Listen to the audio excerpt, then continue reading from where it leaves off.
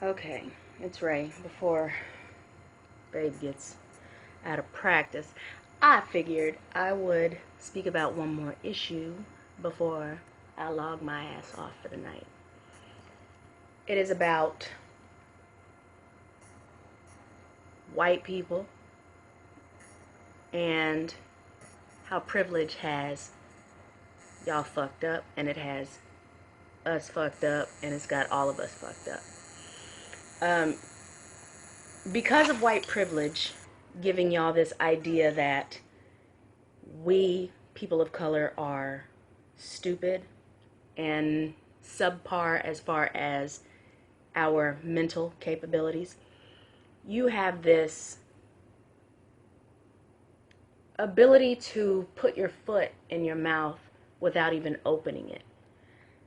You have this idea that if you come to us in a friendly fashion and speak to us as if you are just questioning and asking and trying to get an idea of our mindset, that you can, in the end, train us or teach us something and make us think in a way that you do, or silence us, or make us look or feel stupid. And it just doesn't work that way with a lot of us. All throughout history, even when it was illegal to read as Africans, there has always been black people who have outdone you in every way, whether it be an invention or music or anything, everything. I mean, original people, bound to happen. Um, a lot of you will speak to us and say, hey, you know, there are a lot more white people that are killed by police officers than black people, and I think you overlooking that and making it about you is the real racism. Whenever you don't actually take into account, or don't expect us to take into account, how statistics work and the fact that it is broken down per 100,000, meaning that a white person being killed by police, it is less than 2 in 100,000 versus black people being killed by police, which is almost 39 per 100,000, which is quite a big difference. And y'all seem to always remember this whenever it comes to us saying that y'all are on welfare more. Well, there's a bigger percentage of us. But then you don't actually think about that whenever it comes to, you know, us saying, hey, hey, please stop killing us, this genocide, this, that, and the other. Well, what about black on black crime? And then you don't consider that whenever we're at war. And we have been at war pretty much the entire time we've been a country, with people, and we kill more of our own people. So by that, logic, we shouldn't be at war and we shouldn't be worried about terrorism, because we need to fix our own selves here in this country and our respect for each other before we worry about other people. Um, a lot of people think that this condescending, fake, nice nature is going to help us think more like you. But in reality, history will serve. That's exactly what y'all did to stab the Native Americans in the back and the Africans. You were friendly. You got in good. You got what you wanted. You learned what you wanted. You were nursed back to health. You were taught how to fish. You were taught how to build houses, how to wash your ass, how to do a lot of things. Then you turned around and you basically wiped out damn near every species you've come across. So to get offended when a lot of us are still doing the statistic thing, with white on everybody crime, and we are considering the fact of your nature pretending to be nice and good people, and then getting us in a vulnerable position to destroy us. A lot of us don't play that bullshit.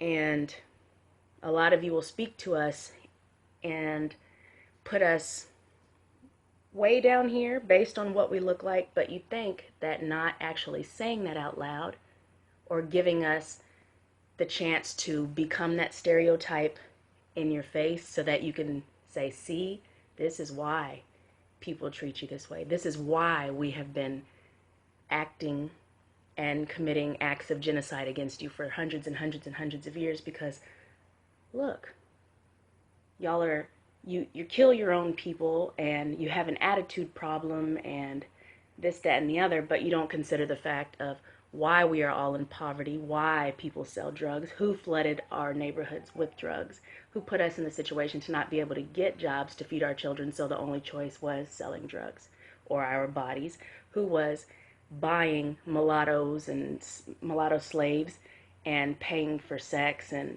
doing all these things that over time have put us in this situation to where we feel like this is the only way we can get by. Instead, this is a country of victim blaming and shaming genocidal psychopaths who can easily go research the things. And, you know, it's just like our childhood, growing up. Everything from my childhood formed me today. I either went this way or that way as a result of everything I went through back there. And it's the same thing that happens with America and different populations and the different treatment of those people. So whenever you speak to black men and women, and then we get passionate and upset, as a woman, you're going to automatically say, see, bitter black woman. See, you're a thug, man. This is why we've been doing what we've been doing all along. Just think about MLK. Even though we killed him in the same way, treated him with disrespect, beat the shit out of him too. Y'all don't see your racism because you don't want to. You want to believe that your victims are at fault and they put themselves in this position. So you tell yourself that we are the bad people and you are the good person for not opening your mouth and claiming what you have been thinking of us all along, because it's what you were programmed to believe. You were programmed to believe we were thugs, hoes, bitches, black on black crime, and savages, and animals, and monkeys, and all this stuff.